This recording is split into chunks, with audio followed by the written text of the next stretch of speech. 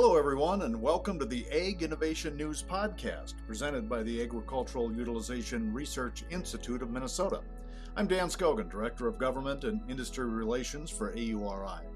Guests on the Ag Innovation News Podcast will shed light on innovations in value-added agriculture, highlight important voices and work that's being done throughout Minnesota and the ag sector, and educate the public about resources and organizations that support Minnesota agriculture. Today, we welcome Al Daring, the Senior Scientist of Co-Products. Al works out of the Co-Products Lab in Waseca, Minnesota. Al, welcome to the podcast, and let's just start with your own bio and your own background on your work history as you came to AURI. Well, thank you, Dan. And as you mentioned, I'm Al Deering, Senior Scientist, and I spend most of my time located at AURI's Waseca facility where I manage the Co-Product Pilot Lab.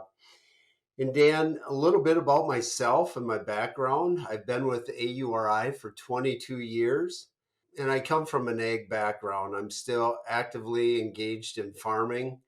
Grew up on a diversified crop and livestock farm and continued to do that to this day.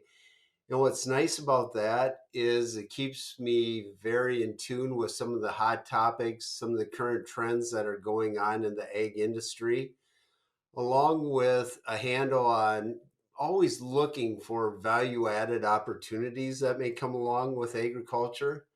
Prior to my 22 years at AURI here, when I came out of college, I worked for Farmland Industries as a livestock production specialist, spent about 8-9 years doing that, focusing primarily on livestock nutrition, dealing with a lot of different feedstuffs and commodities, balancing rations, doing a lot of integration work, working with producers as they expanded.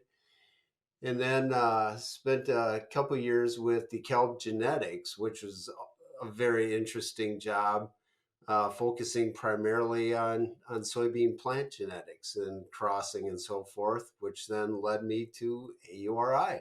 So I've been here ever since, Dan. And I know, Al, this will be a little easier for me because I know you personally, but you and your family are still actively farming. Is that right? Correct. Still doing the crops and livestock. We are in southern Minnesota, so it's primarily corn and soybeans. But what's unique with livestock on the farm, and those that have livestock are familiar with this, we're also involved with alfalfa production, oats production. And then where we're kind of unique is we have sheep on our farm. And growing up, we always had beef cattle and swine, and then we migrated to the sheep side. So we're still involved. Excellent, Al. I appreciate that backgrounder as we get started today. But we're going to have to do some definitions, I think, too, because we talk about co-products and we understand it pretty well at AURI. But as a senior scientist in co-products at the Waseca Lab, let's just start maybe with some definitions there. What is a co-product and what is its role in value-added agriculture? And that's a great question. Dan, I always enjoy answering this one because a lot of people that come to us for assistance, they'll refer to waste streams or byproducts, and those are good descriptions for certain materials. And we do work in that area. But we like to focus on co-products, and there's two examples that I tend to use frequently. And one is with ethanol production. And when we produce ethanol, obviously it's coming from corn, and ethanol is the primary product. But the co-product that is also produced with that ethanol, so the secondary product, is the dried distiller grains, which is a high protein, nutrient dense co-product that is then used as a feedstuff for livestock and poultry. The other example I like to use, you can go to the biodiesel side, where you use oil, whether it's from soybeans or a number of oil seeds to produce your biodiesel, which is the primary product. The co-product is glycerin because that comes from the side stream. And we've had various projects over the years trying to add value to the glycerin, finding new homes for glycerin. So that's a co-product. But don't forget, Dan, there is some negatives to this job. Co-products can also involve fish waste. And I just had to throw that out there because some co-products are easier to deal with than others. Fish waste, we've done various projects with that because of its fertilizer value, but that one doesn't tend to smell as nice when you're working with it. I've heard stories coming out of your lab, that's for sure. Al, when we talk about is it safe to say or accurate to say that when we talk about an egg process, there's always a co-product? You're finding out is whether or not there's value in that co-product? Correct. So, and Dan, I think you're right. I'm scrambling to think of a process where there isn't a co-product or a waste stream or a byproduct where you can add value to it. And some examples of that, even in the food processing sector or industry, obviously the outcome is it could be frozen vegetables, it could be canned vegetables, a variety of things. But even with those processes, you end up with a co-product, and oftentimes it is a waste product. But we've worked with companies over the years to look at that waste product and say, hey, how can we add or capture additional value from this rather than paying a disposal fee or send it to the landfill? And one example of a food waste product is oftentimes you can send it to anaerobic digestion, capture the potential it has to generate methane, and gather value there. So within that context of always exploring the co-product and the waste stream for value, talk more about your personal role as a scientist at AURI in regards to that co-product development. What does your role look like in that whole value chain? Well, Dan, you know, oh, and this is what brings joy to this position. One thing where it's very unique and where I'm very fortunate is every day is different. In my day-to-day activities, they generally involve pilot lab activities and managing the pilot lab, scheduling clients to come in. And what we'll do is we'll work with entrepreneurs, we'll work with industry. They'll have an idea and we'll help them to develop either a new product or what we oftentimes don't talk about enough is we aid them in improving a process to make them more efficient. And we have many ways of doing this. And the unique thing about AURI is we focus on applied research and development. With the labs that we have to offer, we can provide hands on scientific assistance.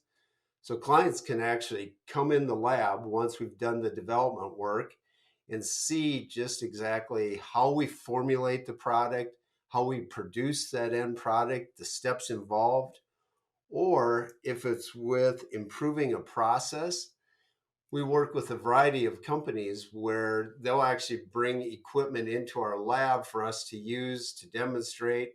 If that is successful, then we bring in the companies to view how a certain process can improve their facility, the efficiency of their facility, or it may improve actually the characteristics of how a product performs. And one other thing I wanted to throw out real quick, Dan, for our listeners is some of the areas that we provide assistance in so they get a clear picture of what do we do here. And it ranges. One of the things we most recently added was a food grade pilot lab. We were getting so many requests for food grade oil, which we can extract here and filter in our lab. So the need was there to develop a food grade inspected facility to provide that to be used in on the human side for trials and research. We offered cold oil pressing and filtering, which I mentioned, but some other new additions is seed cleaning. As we look at new cover crops or new oil seeds, one of the areas AURI has done a lot of work with is addressing how do you store these materials, what's the proper moisture, and then how do you clean them? How do you dehull them? What's the most efficient method for cleaning these seeds? So that's a whole nother area we added. We do fiber decortication. That really came to play about 4 years ago, 5 years ago, when we started working more with hemp fibers and natural fibers It may also be flax fibers. And we have a variety of milling technologies, drying and dewatering capabilities, various dryers. We've always done that. Water presses. We do a lot with densification. At AURI, we have a 60 horse pellet mill along with coolers, crumblers. So, a lot of stuff with pelleting, product development in that area. And then the last area we've really expanded is with anaerobic digestion. So our lab in Marshall can actually do some benchtop digestion work, determining what the methane potential is for various products. But as you scale that up and as you start to blend various materials together to run through a digester, that's what we can do down here in Waseca as we have two 1,200-gallon pilot lab digesters. So we can document how much methane is being produced, how much CO2 is being produced, the quantity of gas that's being produced from a given volume of feedstuffs that's being tested. And that continues to be a growing and expanding area that AURI can provide assistance. And as you go through that checklist, Al, I mean, our listeners might be envisioning a 160-acre complex of laboratories and scientists running around and doing all of this stuff, but it is a very compact and efficient operation down there, isn't it? It is, and I wish we had 160 acres. We always were working out of one lab, and we did actually expand, and now we have two labs along with the food grade facility, within about 3 or 4 blocks from each other. So that's helped. It's given us the extra space and room to expand. And Dan, we're continuing to look at opportunities to continue expanding to meet the needs of Minnesota, address some of these opportunities. So stay tuned, and hopefully, we have some additional good news for you in a year or so. And I think it's important to point out that you are a pilot lab. When you are in that discovery area, you're able to write I guess, the recipe for scale up. So if somebody comes to you and needs to have you find something, you can give them back information that helps them go back and scale up their operation to create the product that they want to create. You're right, Dan. I always like to share examples, and although we can't always share names, we can share the example. We're in the process of doing that right now. Over the past year, we've been working with a grain milling facility that had an opportunity. Basically, they could not supply enough material to meet the market demand. And that's always a good problem to deal with, unless you're the one generating the material. So AURI provided a lot of engineering services to that group. They're making some big investments in capital expansion, expanding their building, their footprint to meet a growing demand for the commodity or the grain that they're supplying, which is very unique. Great success story. Another one is a company up in north central Minnesota where they're processing material. And I know I'm talking vague, but I have to with no names. But they're processing material and they have a co-product or a waste product. One of the needs that they have for their facility almost all year round is for heat. And AURI has worked with them to identify how can you use this fibrous biomass product as a fuel source. And they are retrofitting their current system to take what was once a waste product. They put in the appropriate burners and conveying systems, and they're going to use it as a fuel source to help dry their material, to help heat their plants, to their production plant, to help pre-dry some staging material.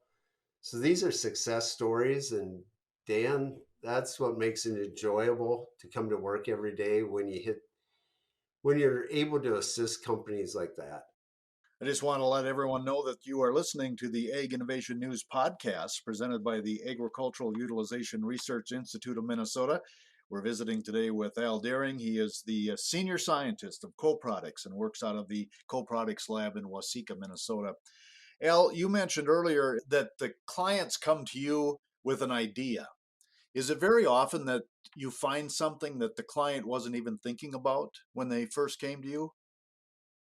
It happens often, Dan, and you're right.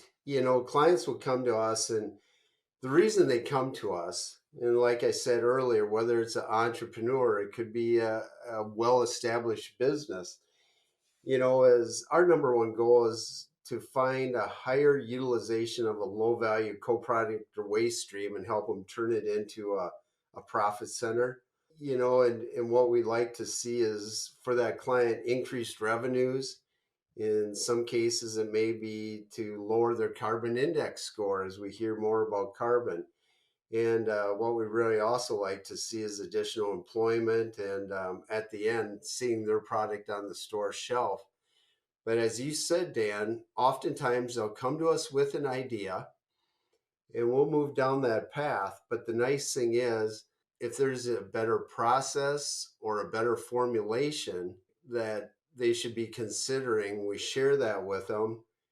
And one of the perks that AURI can provide is the vast network we have of collaborators that we work with. So whether it's a feed ingredient supplier, whether it's a food ingredient, for the group that works on the food side, whether it's processing companies, we can align these clients with some of our network to help either improve a current product they have, or we will help them actually reformulate the product they were pursuing to either make it more functional or more cost effective. And Dan, I got to throw one other thing out that is very important with who AURI is and what we do. The unique thing about AURI is when a client comes to us with an idea, it remains their intellectual property. And I think that's critical. And I know that's been very valuable to a lot of the clients that knock on our doors seeking assistance. If they have an idea that, hey, AURI is not here to patent their product, but to support them in the development so they can patent it and move it forward. The only time AURI would ever patent a product is if it was something we developed internally. And the other thing I think listeners should know that if you're thinking about developing a product or a process, that you could be subsidized on the cost of coming through our labs as well, due to the fact that we have a relationship with the state of Minnesota, and depending on what your revenue stream is in a year, you can get a subsidized rate going into our labs. And that's an important comment. And the reason AURI did that, as you know, Dan, is to treat everyone on a fair level. Obviously, if you're a multi-million-dollar company, you can probably afford to pay full rate. Where if you are a new entrepreneur or startup company, you don't quite have the funding or the cash flow. Cost of our service is based on your net sales. So we like to keep everything even on that level. I'd like you to think about the whole co-products world a little bit, Al, and talk about potential impact that co-products have on the ag sector. What's that look like in your mind? Oh, and that's one where we could talk a long time on. Obviously, I'm biased because it's the area we work in, but it is tremendous because, as you said, almost every process has a co-product. And, I remember thinking this 10 years ago, Dan, where I thought I've seen it all, especially when it comes to running the pellet mill and the number of products that could be pelleted. And it just continues, and the interest doesn't slow down. We've done such a variety of projects, where years ago, when the ethanol industry was starting out, we did a lot of work with their co-product, the dried distiller grains with solubles, focusing on flowability issues that they were having, which have been resolved. In that case, that was research that benefited an industry. So within AURI, we call that an initiative rather than a client project. And some other industry initiatives that we're currently working on is nutrient recovery and recycling. Because for many of the listeners, they're probably aware that fertilizer is not necessarily an endless resource, especially phosphorus. And every plant needs phosphorus to grow. One of the initiatives AURI is going to be focusing on this coming year is how can we recover phosphorus from a lot of these waste streams and recycle it or reuse it. So those are some examples of current co-product events going on. But in the past, our impact on commodities, it goes back to the clients we serve.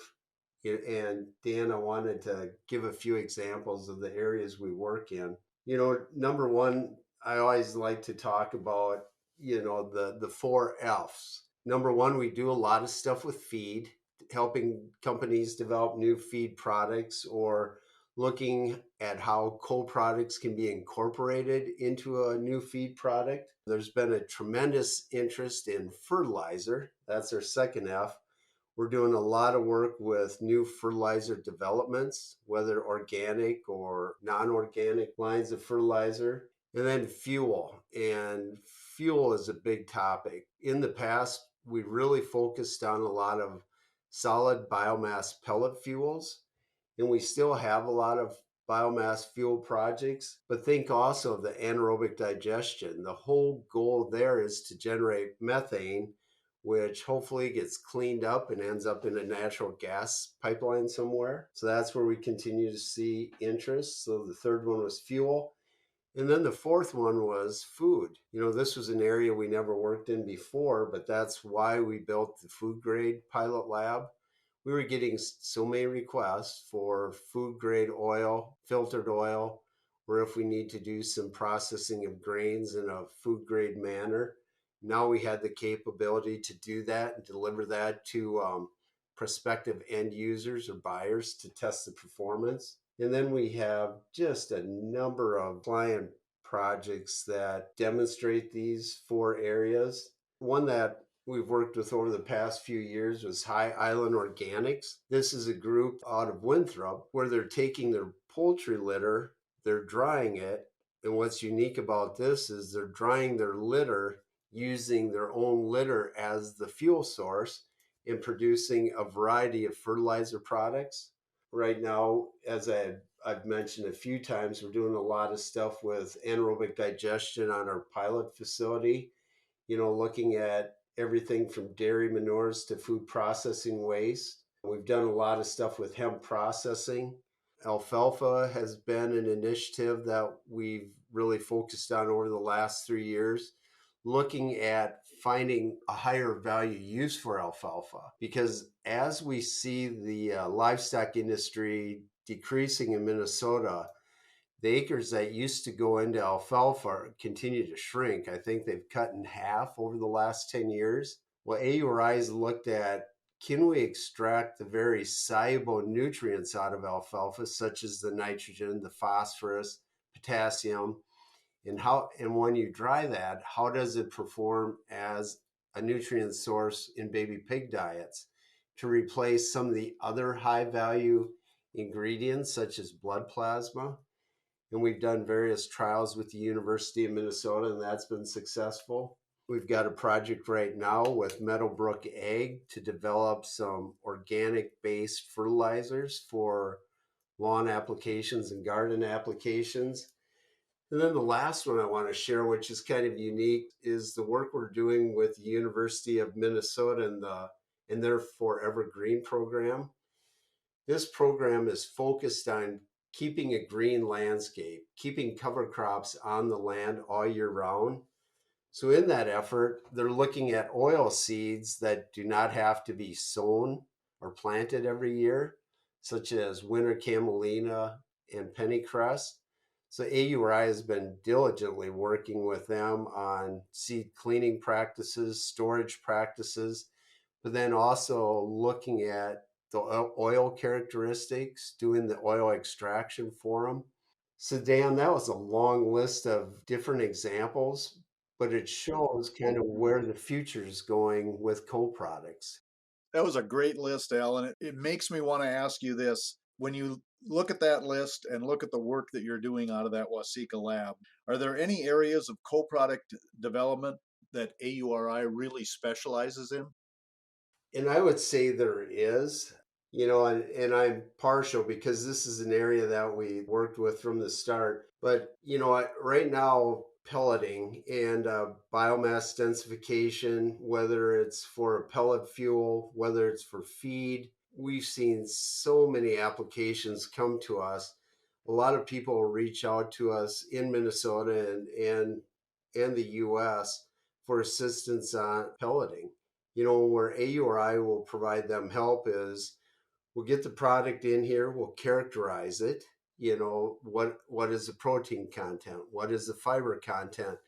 All these little things that affect how it will perform going through a pellet mill. But then at the end of the day, we should be able to provide the client with all the data they need for milling requirements before pelleting, how much additional steam or moisture needs to be added, what is the proper pelleting dye to be utilized, because there's a variety of dyes out there, dye thicknesses to achieve what their goals are.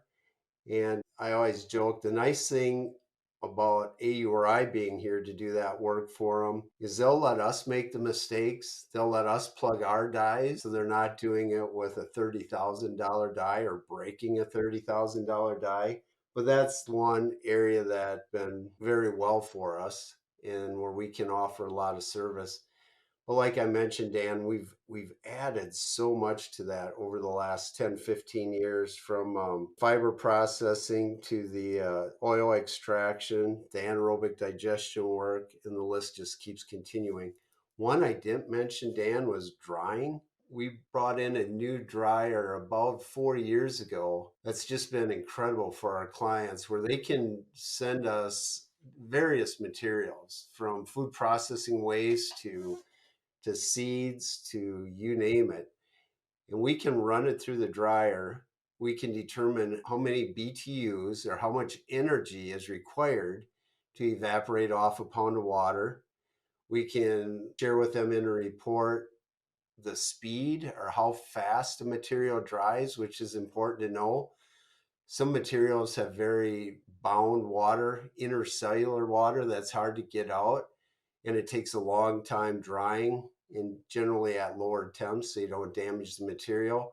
And some materials dry very fast.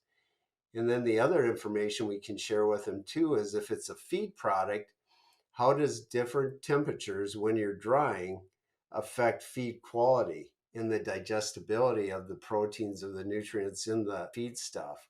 So Dan, that was a good addition too that we made a few years ago. I know you work in a vast network of other cooperators and businesses, entrepreneurs. Is there another co-products innovation facility in the upper Midwest? Dan, I used to say there wasn't, and I think I'm at least like AURI. And AURI is unique. And what is most important is that the technologies or ideas that clients bring to AURI, number one, remains theirs. And I touched on that. There may be a handful of facilities that I would say are similar to us, and I mean a handful, because they only address one specific area of either pilot lab assistance or they only focus on one type of product. Where at AURI here, with the network that we have internally, we can provide the pilot lab services we have here. We have our analytical services in Marshall. We have our foods team, our microbiologists on staff. We provide such a resource for a client being a one-stop shop. And I think that's what makes us pretty unique. And then how do your clients find you? Is it all word of mouth, or does the network funnel clients toward you? How do they find you? It is. A lot of it's a network, Dan, what we see. As you know, we do a lot of work with various stakeholders within Minnesota, whether it's commodity groups, whether it's agribusiness, whether it's food processing groups. So many of them are aware of us and they'll reach out to us as they need assistance. Other entrepreneurs, oftentimes it's word of mouth. They've been referred to us by, another client that we've assisted, or they've heard about us and they looked us up on our website, or they get informed about, some of the various webinars that AURI is involved in and value added events. And then they'll follow up, and that's how it all starts typically. Al, we're about out of time, so I'll leave the last word about co-products to you and your AURI team. What do you want our listeners to remember from today's conversation? Well, number one, Dan, when I meet with people, I say, boy, feel free to stop in. Feel free to give us a call. If they have an idea, if they need assistance, don't hesitate to get a hold of us. And I think my last thoughts is what makes AURI very unique is our staff and how we're structured. Employees at AURI are here to see Minnesota entrepreneurs and businesses succeed. And I know what drives me every day, Dan, is that vision of seeing a client that we're assisting, seeing their product either in the retail shelf or watching them make a capital investment improvement that is successful to make them more efficient, which is a financially good move for them, and really seeing our clients succeed at the end. Al Daring, Senior Scientist at Waseca's Co-Product Lab, thanks for your time today. Thanks, Dan. We've been visiting with Al Daring, Senior Scientist of Co-Product Development at the Co-Products Lab out of Waseca, Minnesota. And if you want to learn more about the Co-Products Lab and anaerobic digestion, join us December 1st for the Minnesota Renewable Energy Roundtable, in person at Farm America, just west of Waseca, and we'll include a short tour of the AURI Co-Products Lab. There's still time to register. Thanks for joining us today, and thank you for listening to the Ag Innovation News Podcast, presented by the Agricultural Utilization Research Institute of Minnesota. Thanks to our podcast crew, Eric Evans, the AURI Director of Communications, and Lisa Martinez, AURI Communications Coordinator and Editor of this production. To learn more about AURI or to get registered for the Renewable Energy Roundtable, visit auri.org.